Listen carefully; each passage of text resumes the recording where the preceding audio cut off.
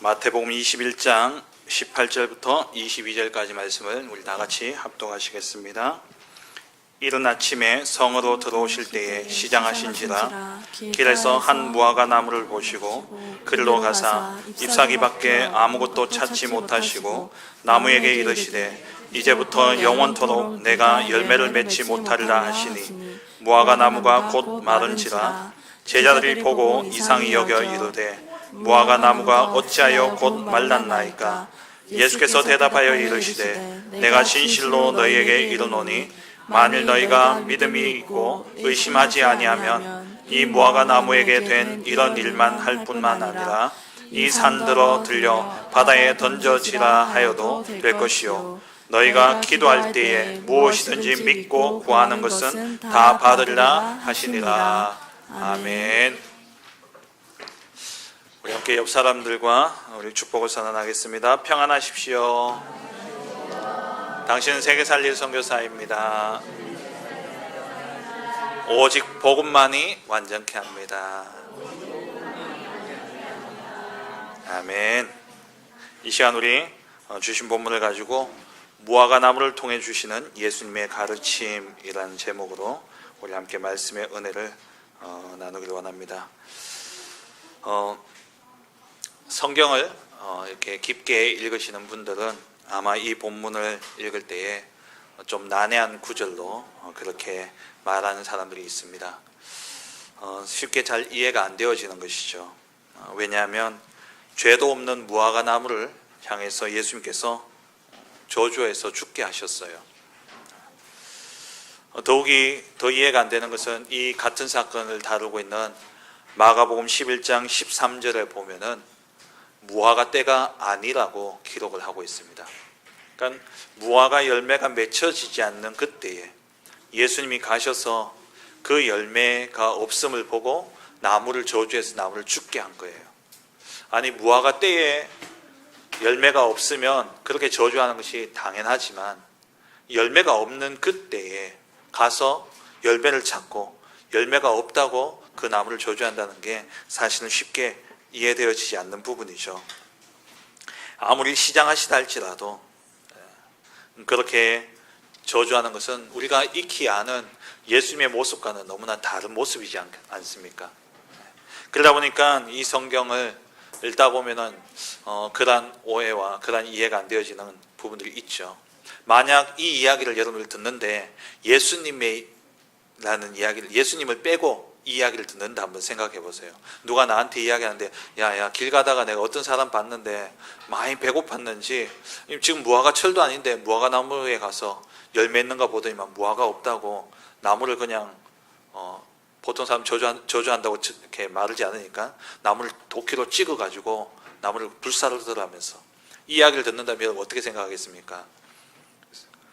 그 사람이 성격 파탄자나 분노 조절 장애인 그런 사람처럼 여겨지지 않겠습니까? 그런데 왜 예수님은 이렇게 상식적으로 이해되지 않는 이상한 행동을 하셨을까? 이것은 예수님께서 제자들에게 중요한 가르침을 주시기 위함인 것이죠. 예로부터 예언자들은 말로만 이렇게 메시지를 선포하는 것이 아니라 그 말로 선포할 때 이 사람들이 받아들이지 않을 때는 좀 충격적인 그러한 메시지를 전달하기 위해서 극적인 행동을 한다고 합니다. 그렇게 이해되어지지 않는 행동을 통해서 자신들의 메시지를 그 행동을 통해 보여주시는 거예요. 그래서 예레미야 선지자 같은 경우에는 바빌론에 의해서 이 남유다가 완전히 멸망당할 것을 예언하셨죠. 예언했지만 백성들이 믿지 않았습니다.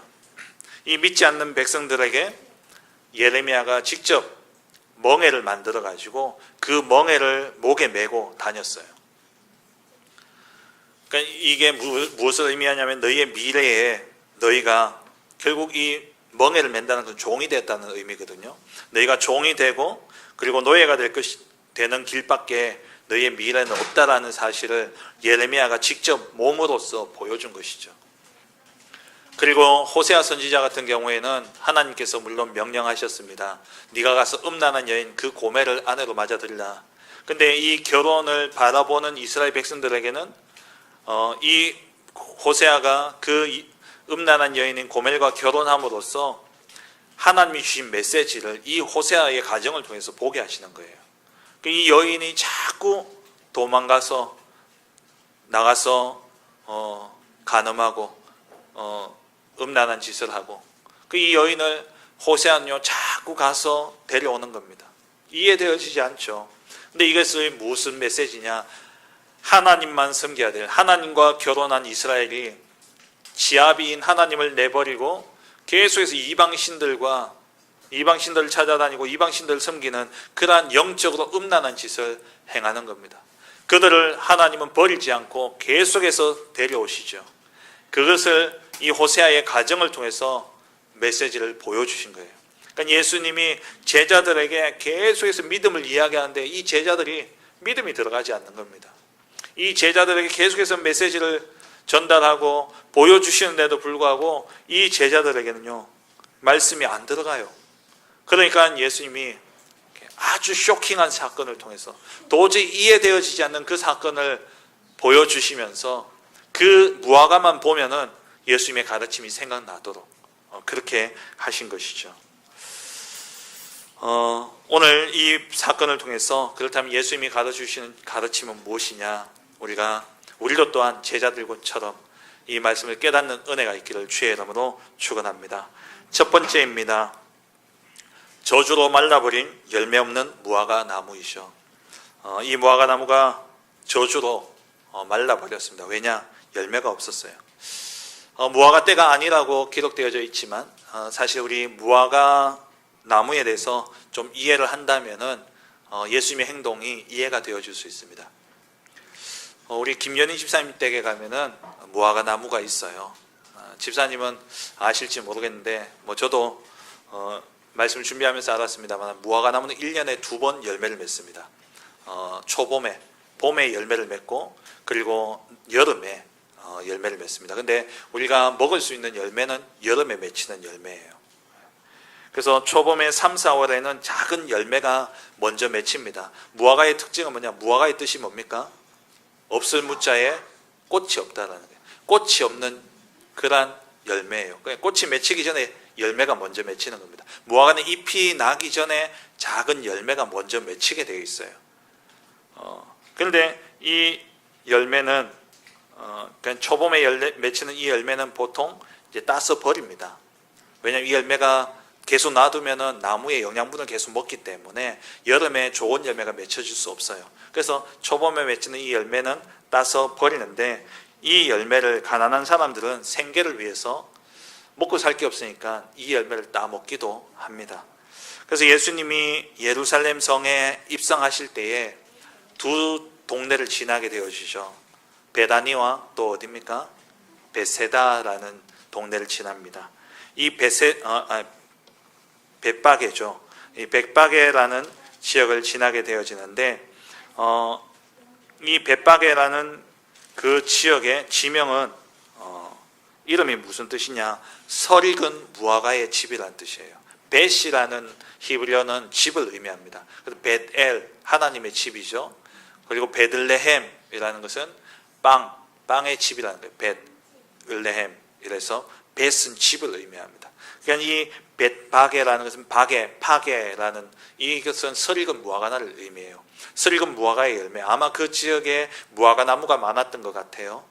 그 무화과 나무가 많은 그런 가운데 이 벳바게의 지명의 유래를 옛날부터 유대인들이 이야기하기를 이 지역에 무화과 나무가 많으니까 먹고 살 게 없는 사람들이 그러니까 이 무화과 나무의 그 농장주들은 봄이 되면 이 열매를 따야 돼요. 이 열매를 따야 되기 때문에 노동자를 구하죠. 그 노동자들은 대부분 어떤 사람들입니까? 가난한 사람들이에요. 그래서 와서 이 열매를 먹었고 또 이 열매를 먹으려고 봄이 되면 사람들이 먹을 게 없으니까 그 지역에 사람들이 많이 모였습니다. 그래서 설익은 무화과의 나무의 열매라는 그런 의미로 벳바게라는 지명이 붙었는데 이러한 봄에 이런 열매를 맺히는데 이 열매를 안 먹죠. 안 먹는데 사실 예수님 지나가시는데 왜 예수님 너무 시장하시니까 이 열매라도 먹어야 되겠다 해서 그 나무에 가까이 간 거예요. 근데 무화과의 특징이 뭐라고요? 잎이 달리기 전에 열매부터 달립니다. 근데 잎이 무성하다는 것은 무화과 때가 아니더라도 간혹 개나리가 12월 달에 피는 경우가 있죠. 정신 나간 개나리 있잖아요.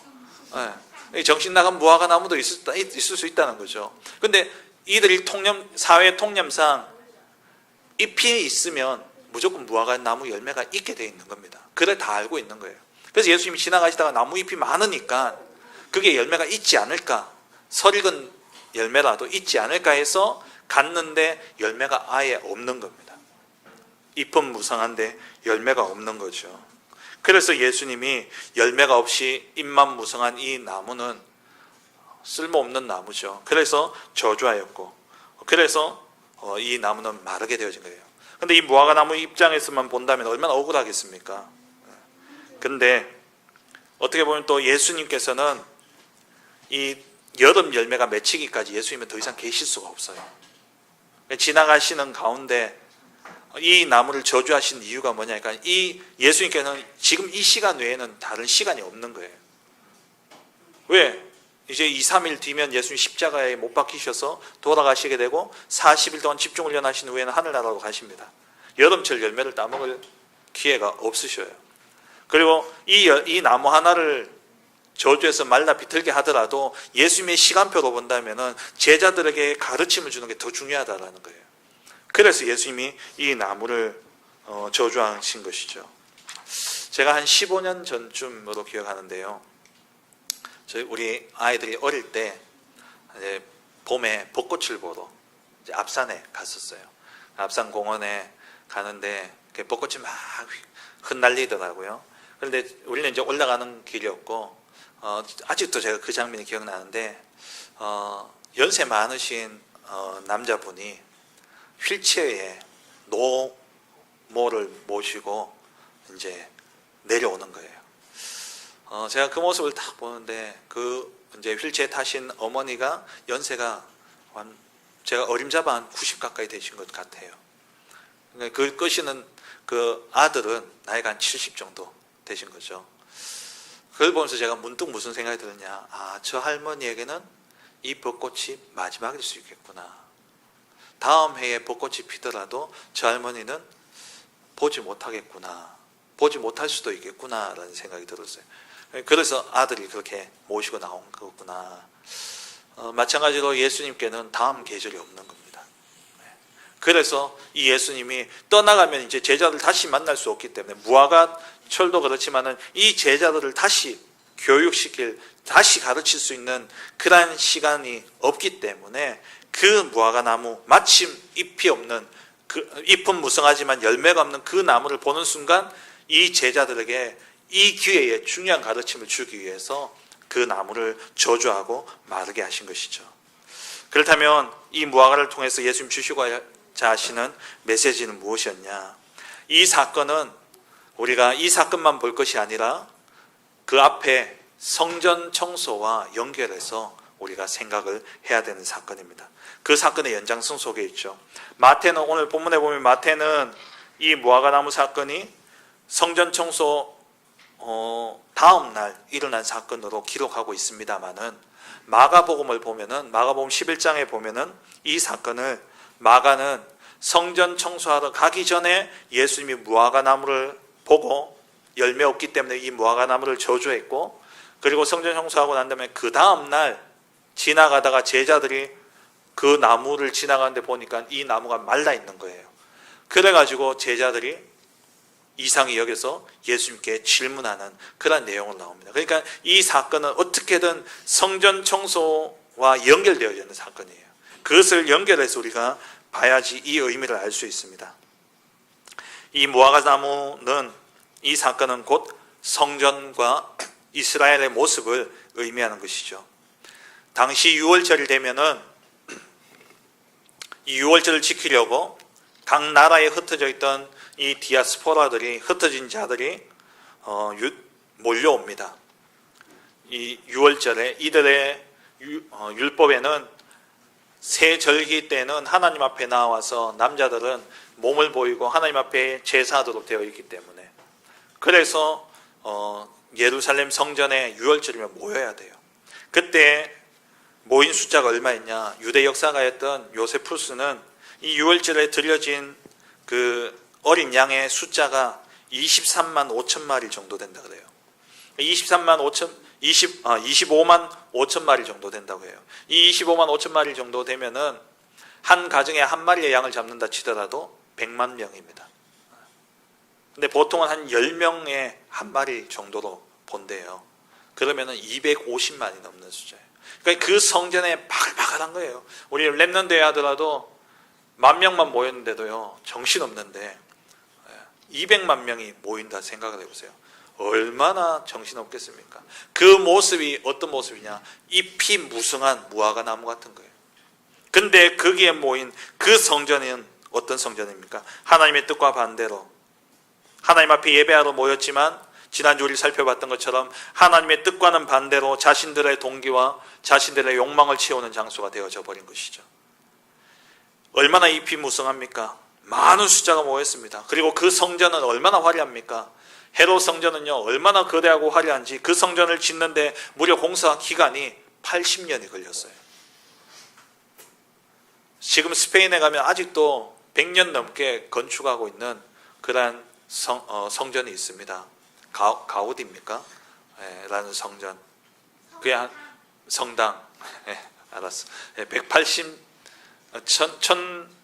1800년대 후반부터 1900년대부터 짓기 시작했대요. 한 100년이 넘었대요. 이 성전은 얼마나 심혈을 기울이고 얼마나 웅장하고 아름답게 지었겠습니까? 그 헤롯 성전에 80년이 걸렸어요. 이 성전이 건축돼, 그런 성전에 이렇게 잎이 무성한, 겉으로 보기에는 잎이 무성한 그런 모습이죠. 화려하고. 근데 그 성전에 열매는 없다라는 겁니다. 열매가 맺힐 수 없는 그런 성전이었어요. 왜냐? 하나님은 처음부터 열방의 선지자로 이스라엘을 부르셨습니다. 그래서 이 이스라엘을 먼저 부르신 이유는 이들이 복을 받고 이들로 통하여 온 열방이 복을 얻도록 하기 위함인데, 이 열방이 나올 수 있는 그 장소를 하나님이 율법 가운데 정해 놓으셨는데 그곳이 이방인의 뜰이에요. 근데 이 이방인의 뜰에서 무엇을 하고 있습니까? 장사를 하고 돈을 바꾸고 이방인들이 머무를 수 없도록 만들어버린 것이죠. 뿐만 아니라 하나님은 병든 자, 약한 자, 가난한 자들을 사랑하시고, 이사야서에 보면은 이 메시아가 오시는 이유가 이들을 위해서 오심이라고 기록할 정도로, 죄인들을 위해서 오심이라고 기록하고 있죠. 근데 이 예루살렘 성전은 병든 자, 약한 자들이 나오지 못하게끔 그렇게 되어져 있습니다. 그러니까 하나님의 뜻과는 전혀 거리가 먼 그러한 성전이 되어져 버린 것이죠. 그리고 이 성전에는 여인들의 뜰이 있어서 여인들이 머무르고 여인들이 아이들과 머무를 수 있는 그 뜰이 있었는데도 불구하고 이때는요, 여인과 아이들이 나올 수 없는 그러한 성전이 되어버린 거예요.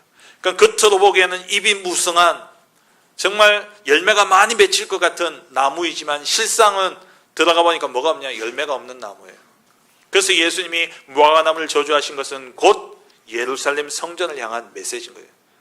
겉은 화려하고 200만 명이나 되는 수많은 사람들이 모여서 북적이지만 실상 열매는 하나도 없는 그 성전. 그래서 예수님이 성전을 저주하시죠. 이 성전이 무너질 것이다.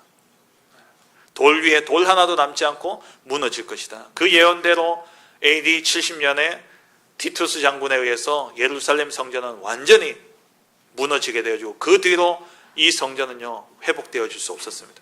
거기에 지금 뭐가 서 있습니까? 지금 거기에 모스크가 서 있어요. 이슬람의 성전이 거기에 서 있는 거죠. 이것을 빼앗으려고 일으킨 전쟁이 지난주 이야기했던 십자군 전쟁입니다. 8번에 걸쳐가지고 200년가량. 근데 한 번도 이 성전을 빼앗지를 못했어요. 왜? 하나님이 허락지 않는 거예요. 열매 맺지 못하는 성전, 저주받았죠. 다시는, 오늘 본문에 뭐라고 되어 있습니까? 예수님이 다시는 네가 열매를 맺지 못하리라. 영원토록 열매를 맺지 못하리라. 이게 예루살렘 성전뿐만 아니라 이것이 곧 이스라엘 민족들의 모습 아닙니까? 이스라엘 민족들이 하나님이 이들을 먼저 택하시고 이들에게 많은 복을 주셨습니다. 그럼에도 불구하고 이들이 열매 맺지 않으니까 하나님이 이들을 저주하사 이 사건 이후에 AD 70년에 예루살렘 성전이 멸망했을 뿐만 아니라 유다도 완전히 멸망당하게 되어지고 나라 없이 1900년 이상을 나라 없이 유랑민으로 떠도는 이러한 재앙이, 이러한 저주를 받게 되어졌죠. 이것은 이 무화과 나무를 통해서 열매 맺지 못하는 유대인들과 이스라엘 민족들과 그 성전을 향한 메시지를 예수님 주신 거예요. 그래서 제자들에게는 어떤 메시지가 각인되어지더군요. 정말 우리가 먼저 이 복을 받은 자로서, 내가 이 복음을 가진 자로서 이 복음을 전함으로써 열매 맺는 자가 되어야 되겠구나. 그렇지 않으면 저 무화과 나무처럼 나도 영원히 마를 수 있겠구나. 이 성전처럼 완전히 망하게 되어지겠구나. 그 메시지를 각인한 거예요. 그렇다면 저와 여러분들 어떻습니까? 우리는 과연 열매를 맺고 있습니까? 우리에게는 많은 열매들이 맺혀 있습니까? 하나님께서 저와 여러분들 전도자로 시대의 재앙을 막는 파수꾼으로 하나님 우리를 부르셨습니다. 우리가 정말 전도운동하지 않는다면 우리는 이런 무화과의 저주를 면할 길이 없다라는 겁니다. 정말 우리의 삶이 캠프가 되어지고 우리의 현장에 이러한 전도운동이 일어나야 됩니다. 그 응답이 없다면 우리는 잎만 무성한 무화과 나무와 같은 것이죠. 그동안 받았던 훈련들과 그리고 우리가 들었던 메시지들로 얼마나 우리는 잎이 무성해져 있습니까? 그런데 실상 열매는 어떻습니까? 지금 우리의 삶을 돌아봐야 됩니다. 우리는 전도 때문에 이 단체에 남아있고 전도운동 해야 되기 때문에 우리는 이 길을 가지만 실상 우리는요 전도하지 않고 있고 이 전도운동과 멀어져 있다라는 겁니다. 여러분들의 이야기가 아니라 저의 이야기입니다. 정말 우리 모두 정신 차려야 되는 것이죠. 우리가 정말 우리 성도님들 개인과 교회가, 성도님들 개인과 우리 교회가 하나님이 하시는, 그래서 되어지는 이 전도운동의 증인이 되도록 우리는 기도해야 됩니다. 전도는 우리가 하는 게 아니에요. 하나님이 하시는 거예요. 하나님이 하시지만 우리를 통해서 하십니다. 하나님이 우리에게 능력을 주셔서 그 능력을 힘입어서 우리가 하는데 하나님이 하시는 거예요. 그래서 오직 성령이 너에게 임하시면 너희가 권능을 받고 예루살렘과 온 유대와 사마리아와 땅끝까지 이르러 증인이 되리라. 하나님이 주시는 성령으로 우리가 권능을 받아서 우리가 가면 하나님이 우리를 증인 되게 하시는 겁니다. 우리는 가야 돼요. 우리는 현장으로 가야 됩니다. 우리는 이 복음 들고 가야 돼요. 지금 너무나 중요한 시간표입니다. 어떻게 보면 이 시간표가, 이 무화과 나무가 저주받는 이 사건의 시간표가 오늘 우리의 시간표일 수 있습니다. 이 무화과를 저주하는 이 사건을 통해서 예수님이 곧 임하게 되어질 장차 40년 뒤에, 예수님이 십자가에 못 박히신 게 33년쯤이면 한 70년이면 한 40년 채 안 된 35년 뒤에 이 예루살렘은 완전히 망하게 되어지죠. 그 시간표, 얼마 남지 않은 그 임박한 시간표를 두고 예수님이 무화과 나무를 통해서 메시지를 주신 거예요. 우리에게 얼마 남지 않은 시간이 있습니다. 우리에게 임박해져 있어요. 심판이 임박해져 있다니까요. 복음 전하지 않으면 반드시 전쟁이 일어납니다. 전쟁을 통해서 우리 후대들은요 정말 제일 고난 당하는 게, 제일 어려움 당하는 게 누구겠습니까? 전쟁이라면 아이들이에요. 아이들이에요. 이 임박한 그러한 심판의 시간표 앞에 정말 우리 성도님들요 깨어나야 돼요. 우리 교회와 성도님들 모두 정말 하나님이 하시는, 되어지는 전도운동의 증인으로 우리가 서야 됩니다. 이거 아니면 이유가 없어요. 의미가 없습니다. 정말 우리가 이 길에 서 있어야 되고 우리 후대들에게 하나님이 하시는, 되어지는 전도운동의 그 증인으로 우리가 서야 됩니다. 이 영성을 우리 후대들에게 물려줘야 되는 것이죠. 정말 기도해야 되겠습니다. 그래서 여러분 기도해 주시기 바랍니다. 우리 교회가 진짜 하나님이 하시는 되어지는 전도운동의 그 응답을 누리기 위해서 9월 중에 또 우리 9월 달에 노예 전도 캠프가 있습니다만은 그 노예 전도 캠프는 지금 서시찰 중심으로 진행이 되어집니다. 그와 함께 우리 교회 안에 우리 교회가 진짜 이 전도 캠프의 응답을 우리가 받도록 시작하려고 합니다. 교회가 지역을 정하고 교회가 하는 캠프가 아니라 여러분들이 개개인이 진짜 하나님 주신 말씀을 붙잡고 그 말씀 따라 가는데 여러분 삶 속에서 되어지는 그러한 전도 캠프의 응답을 보도록 그렇게 캠프를 시작하려고 합니다. 모여서 하는 캠프도 중요합니다. 그러면요 몇 명 오지 않아요. 근데 여러분 개개인이 진짜 오늘 말씀을 들으면서 이 무화과 나무의 그 저주의 시간표가 우리의 시간표임을 알고 우리가 열매 없으면 우리가 무화과 나무와 같은 재앙을 면할 길이 없습니다. 그래서 우리가 진짜 하나님이 하시는 되어지는 전도운동 속에 내가 서도록 하나님 내가 정말 그 전도운동 속에 있게 하여 주옵소서 기도하시기 바랍니다. 기도하면서 말씀 붙잡고 여러분 가는 가운데 하나님이 하시는 그 응답을 우리가 누려야 되겠습니다. 전도운동 아니면 희망이 없습니다. 답도 없습니다. 우리 후대들이 이 전도운동에 있지 않는다면 우리 후대들은 희망도 없고 미래도 없습니다.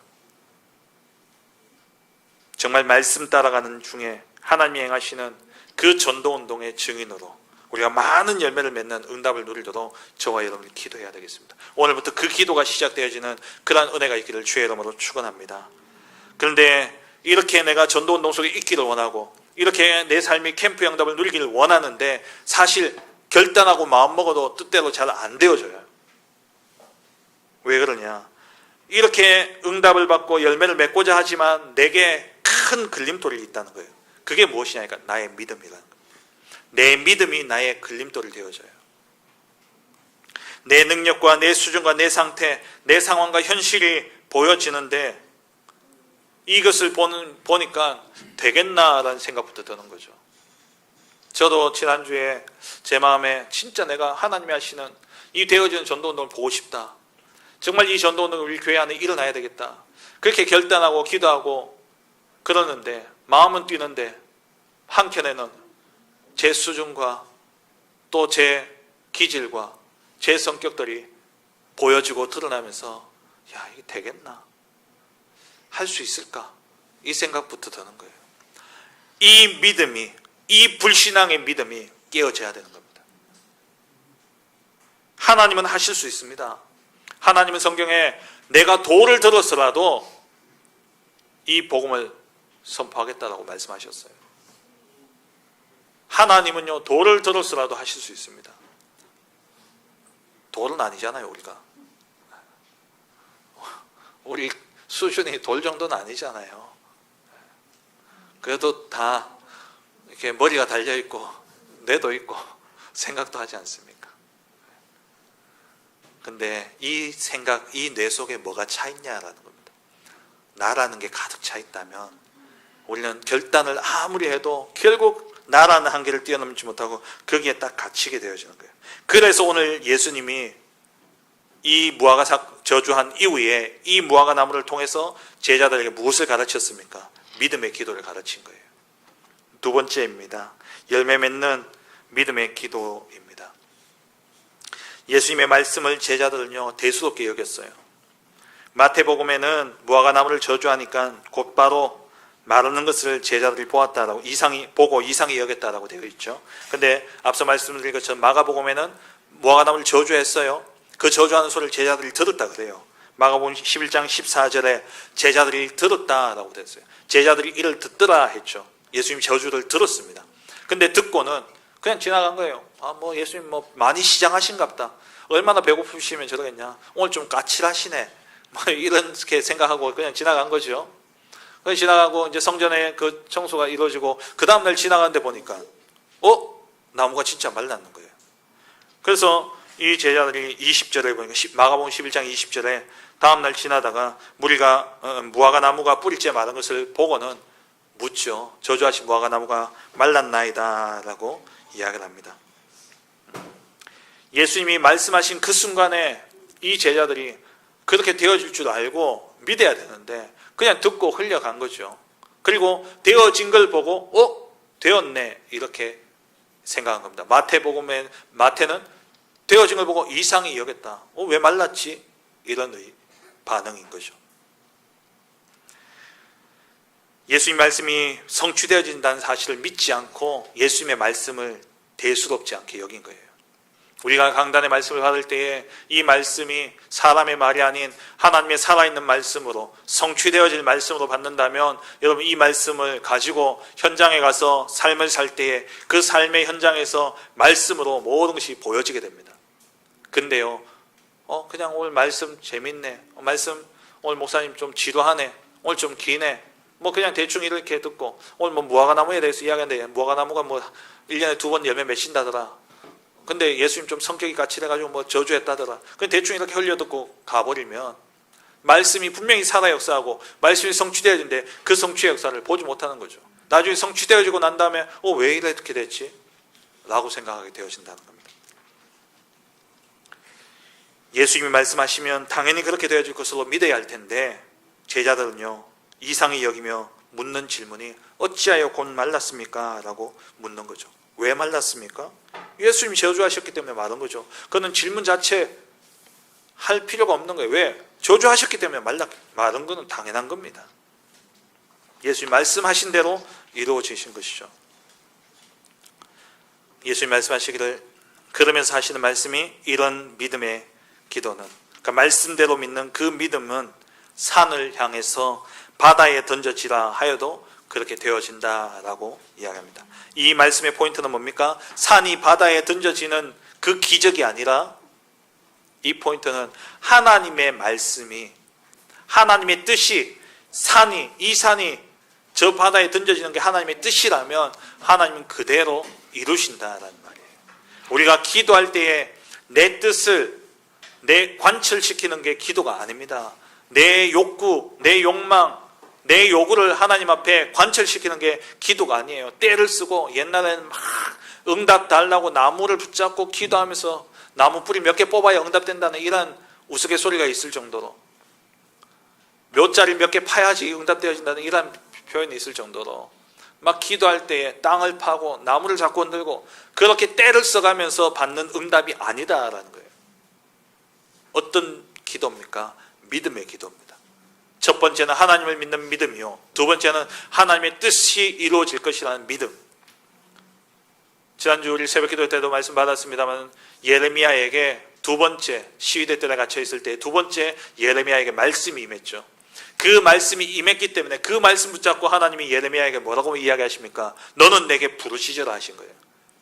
말씀을 주시지 않고 부르시자란 게 아니라 말씀을 주시고 그 말씀대로 이루어질 것이기 때문에 그 말씀을 믿는 믿음 가지고 부르시자라는 거예요.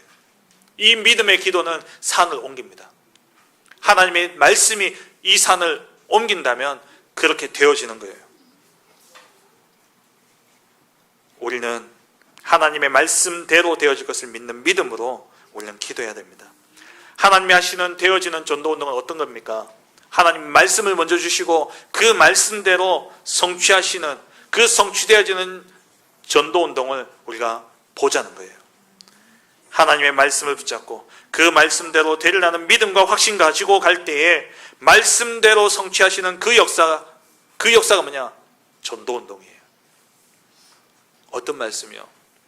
그날에 영생 주시로 작정된 자는 다 믿더라. 오늘도 하나님은 영생 주시로 작정된 자를 내가 가는 현장 속에 준비해 놓으셨다는 믿음을 가지고 믿음으로 기도하고 가보면 정말 하나님이 예배하신 자가 있다라는 거예요. 모든 민족으로 가서 제자 삼아라. 왜요? 제자가 있기 때문에. 이 믿음을 가지고 간다면, 이 말씀을 믿는 믿음을 가지고 간다면 현장에 진짜 하나님이 하시는, 되어지는 전도운동의 열매를 우리는 맺게 되어지는 겁니다. 근데 이게 안 된다라는 거예요. 이게 자꾸 걸리는 거예요. 왜? 내 속에 불신앙이 일어날 수밖에 없는 나 중심의 것들로 각인뿔이 체질되어져 있기 때문에 내가 듣고 배운 모든 것들이, 세상의 모든 이론이 어떻습니까? 고린도후서 10장 4절 5절에 우리의 싸우는 무기는 육신에 속한 것이 아니요 오직 어떠한 진도 무너뜨리는 하나님의 능력이라. 모든 이론을 무너뜨리며 이 모든 이론, 세상 속에 존재하는 모든 이론들, 이 세상의 모든 이론은 어떤 이론이라고요? 그 뒤에 이야기하죠. 하나님을 아는 것을 대적하여 높아진 것. 이 세상의 모든 이론은 하나님을 대적해서 높아지려고 하는 사단이 만들어 놓은 그러한 이론이라는 겁니다. 이 이론을 보고 듣고 배운 우리의 생각은 자연스레 어떠냐? 하나님의 말씀 따라 갈 수 없는 상태가 되어져 있다는 거예요. 왜? 말씀을 받는데 이게 이상하죠. 이상한 거예요. 산을 들어서 바다에 던진다? 말도 안 되는 이야기죠. 오병이어? 말도 안 되는 이야기입니다. 물고기 2마리와 떡 5개로 어떻게 5,000명을 먹이고 12광줄이나 남습니까? 가능합니까? 물 위를 걷는다? 가능하지 않죠. 왜? 내 생각의 베이스가 하나님을 믿지 않는, 하나님이 없다라는 전제하에서 만들어진 그 이론으로 내가 가득 차 있고 그 이론으로 내가 생각되어지기 때문에 이게 믿어지지 않고 받아들여지지 않는 거예요. 원래 유럽은요, 신분주의입니다. 그죠? 그래서 16세기 종교개혁 일어나기 전에, 그때 르네상스가 일어나기 전까지만 하더라도 이 유대인들을, 이 유럽의 사람들은 전부 다 하나님의 역사를 당연히 믿었어요. 하나님을 아는 것이 전제되어져 있었단 말이에요. 근데 르네상스를 지나면서 계몽주의, 합리주의가 일어나면서 인간의 이성으로 모든 것을 판단하고 생각하고, 이성 밖의 것은 신비와 또 신화와 그러한 설화로 치부해버리는 그러한 생각들 속에 우리가 배우고 자라왔기 때문에 하나님이 천지를 창조했다는 말도 믿어지지 않는 거예요. 오히려 진화론이 더 가까운 거죠. 하나님을 대적하여 높아지려는 이 생각들로 가득 차 있기 때문에 이 생각들로는 하나님의 말씀을 받아도 말씀대로 믿을 수 없는 상태가 되어져 있다는 겁니다. 그러면 이것을 어떻게 해야 됩니까? 바꿔야 돼요. 내 안에 가득 차 있는 이 흑암의 망대, 사단이 만들어놓은 견고한 진, 이 모든 이론을 깨어 부술 수 있는 것은 하나님의 말씀밖에 없습니다. 마태복음 4장에 예수님께서 마귀의 시험을 받으시죠. 이 마귀가 견고한 진을 만들어 가지고 예수님을 무너뜨리겠다고 찾아와서 3가지 시험을 합니다. 근데 그 3가지 시험에 대한 예수님의 싸움의 방식은 무엇이었습니까? 말씀이었어요. 신명기의 말씀을 가지고 하나하나 말씀을 들어가지고 이 마귀의 권세를 무너뜨린 거예요. 그렇다면 우리한테 견고한 진으로 딱 세워져 있는 이 하나님을 대적하여 높아지려고 하는 이 모든 이론들, 그 이론으로 만들어진 흑암의 망대는 어떻게 무너지느냐? 하나님의 말씀으로만 무너진다는 겁니다. 그래서 우리 안에 말씀이 각인뿌리 체질되어져야 돼요.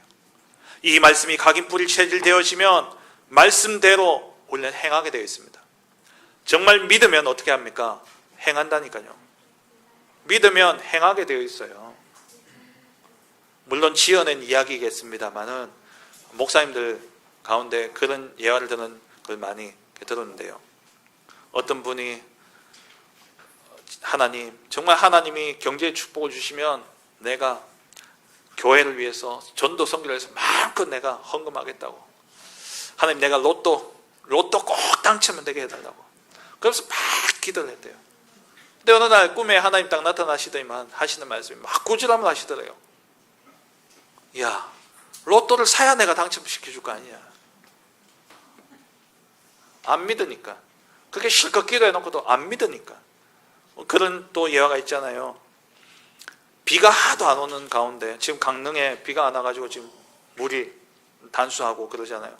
너무 가뭄 가운데 비가 오게 해달라고 온 교회 성도들이 모여가지고 막 기도하는 가운데 오늘은 진짜 사생결단, 이제 하나님한테 이제 마지막으로 싸우자고, 그 동네 가장 높은 산에 성도님들 다 올라가자고 그래가지고 기도하러 올라가는데, 우리 어린아이 유진이 같은 아이가, 우리 재성이 같은 아이가 우산을 들고 올라간단 말이에요.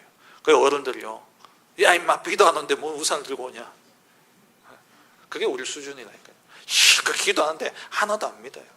아이가 하는 말이, 아니 비 오도록 기도하러 올라가는데 기도하고 나면 하나님 비 내리실 거 아니냐고.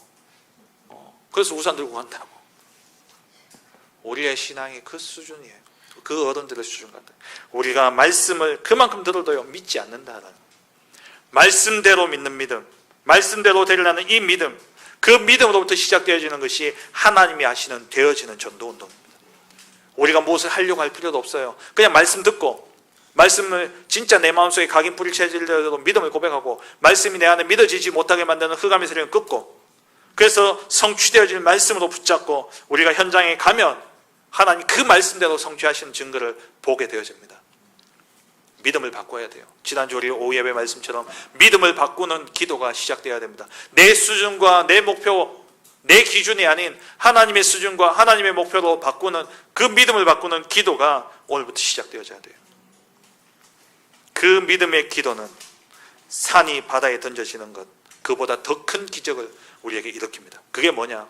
절대 믿지 않는 자, 절대 믿을 것 같지 않는 자, 지옥에 갈 운명에 빠진 자가 이 복음을 듣고 하나님 나라에 들어갈 신분으로 바뀌어지고, 그 사람이 또 전도자로 서게 되어지는 이 기적은 산이 바다에 던져지는 것보다 더 큰 기적이에요.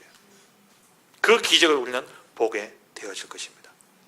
말씀 맺겠습니다.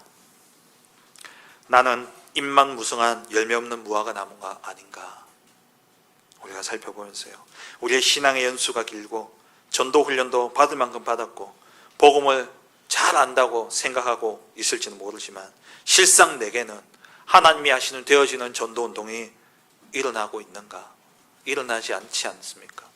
우리는 점검하며 우리는 스스로 질문해 봐야 됩니다. 결국 이 열매가 없다면 우리는 말라 죽게 될 무화과 나무와 같은 운명입니다. 완전히 부서져서 돌 위에 돌 하나도 남지 않게 되어질 예루살렘 성전과 같은 운명이에요. 나라 없이 1900년 동안 유리방황할 수밖에 없는 그 이스라엘의 모습이 우리의 운명이 되어질 수밖에 없습니다. 하나님의 심판은 머지 않았습니다. 진짜 우리가 하나님이 하시는 되어지는 전도운동 속에 우리가 있어야 되겠습니다. 이를 위해서 하나님께서 하시는 일을 하나님은 반드시 말씀을 통해 우리에게 먼저 알려주시기 때문에, 우리는 그 말씀을 살아있는 하나님의 말씀으로 내가 믿고 말씀대로 되려는 그 믿음을 가질 때 우리는 산이 바다에 던져지는 절대 불가능의 전도운동의 응답을 보게 되어질 것입니다. 정말 성취될 하나님의 말씀을 붙잡고 그 말씀의 성취를 보는 하나님이 하시는 되어지는 전도운동을 실제 체험하고 누리고 이 일에 증인되게 해달라고 정말 오늘부터 우리의 믿음을 바꾸는 기도가 시작되어지길 바랍니다. 그래서 우리 후대들이 자연스럽게 우리의 이 되어지는 전도운동의 영성을 그대로 유업으로 이어받아 이 아이들 또한 우리 다음 시대에 정말 지옥 갈 운명을 하나님 나라에 들어갈 운명으로 바꾸고 전도자를 세우는, 하나님이 하시는 되어지는 전도운동의 열매를 맺는 후대들로 세워질 수 있도록 우리 함께 정말 기도하며 이 응답을 받아야 되겠습니다. 이 축복의 증인들로 세워지는 우리 모든 사랑하는 성도들 되어지시길 주의 이름으로 축원합니다. 하나님, 잎만 무성한 무화과 나무가 되지 않게 하나님 우리의 마음과 생각과 영혼 속에 하나님의 말씀으로 가득 채워 주옵소서.